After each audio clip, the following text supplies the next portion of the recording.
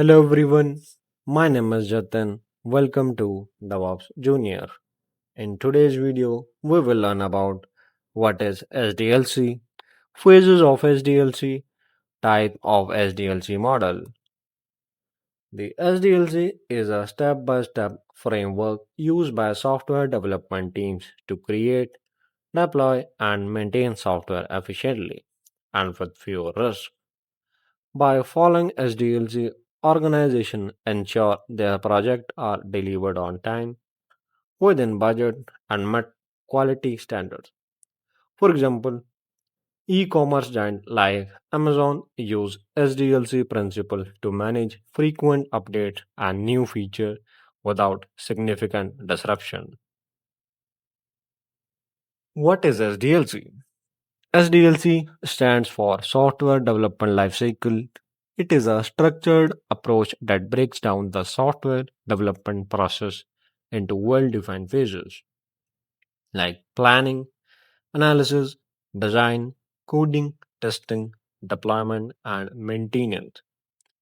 The SDLC provide a clear roadmap for teams and makes software development more predictable and manageable.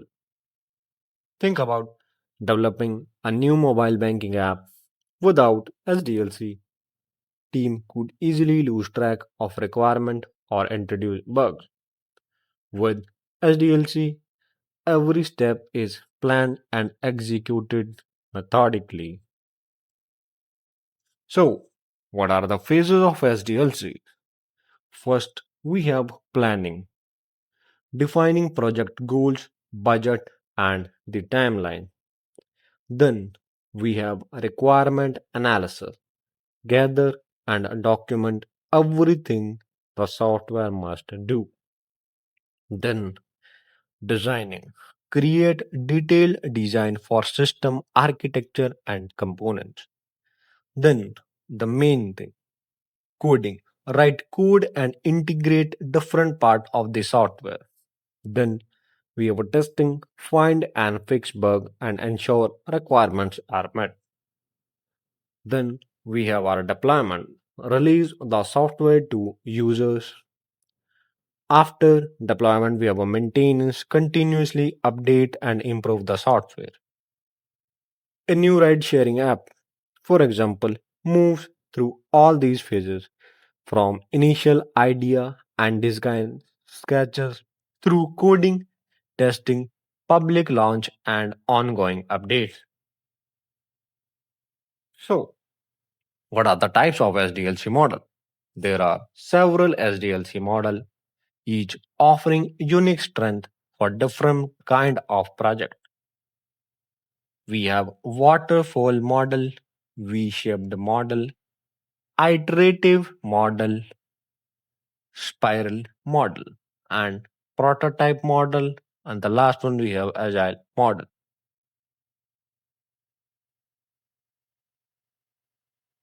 The waterfall model is the simplest SDLC model.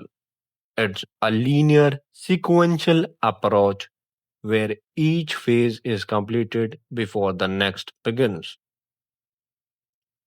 Requirements, design, implementation, testing, deployment, and the maintenance. It's best suited for projects with clear fixed requirements. For example, many government software or online banking system are built using the waterfall model, as requirements are unlikely to change once defined. The V-shaped model. It builds on waterfall by pairing each development stage with a corresponding testing phase. This dual focus on development and validation ensure quality and reliability from the start. Let's take a real world example. Medical device software development uses this model, requiring that every function is carefully verified and validated for safety before release. The iterative model.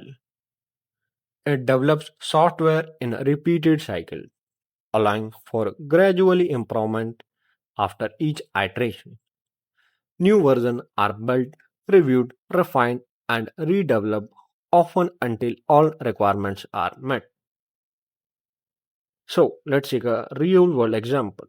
Video game development often use this iterative model by releasing alpha, beta, and final version, collecting player feedback and making improvement at each stage. So, the spiral model. Spiral model combines iterative development with strong risk analysis. Each pass through the spiral includes planning, risk analysis, engineering, and evaluation. So, large mission critical projects like aerospace or enterprise resource planning system use the spiral model to manage complexity and evolving risks. Then we have our prototype model begins with building a working prototype that users review and provide feedback on. The prototype is refined until the users are happy and the final system is based on their feedback. Custom CRM tools are often developed with this model so user can see and shape how final software will work before full development begins. The last one, the agile model. The agile model prioritizes teamwork, adaptability, and user feedback. Software is developed in small incremental cycle sprints, enabling teams to respond quickly to change. Agile model are ideal for projects with rapidly changing requirements. Let's take a real world example. Companies like Spotify use Agile to regularly deliver new feature, responding quickly to user trends and feedback. So guys, let's sum up. The SDLC provide a clear structure for guiding software projects through each key stage, from idea to maintenance, selecting the right SDLC model like Waterfall for well defined projects or Agile for fast changing needs, helps team deliver higher quality software on a time and on budget. By following SDLC best practices, organization can better manage risk, improve collaboration, and ultimately deliver successful software that match user needs. So that's all from my side, guys. Please like, share, subscribe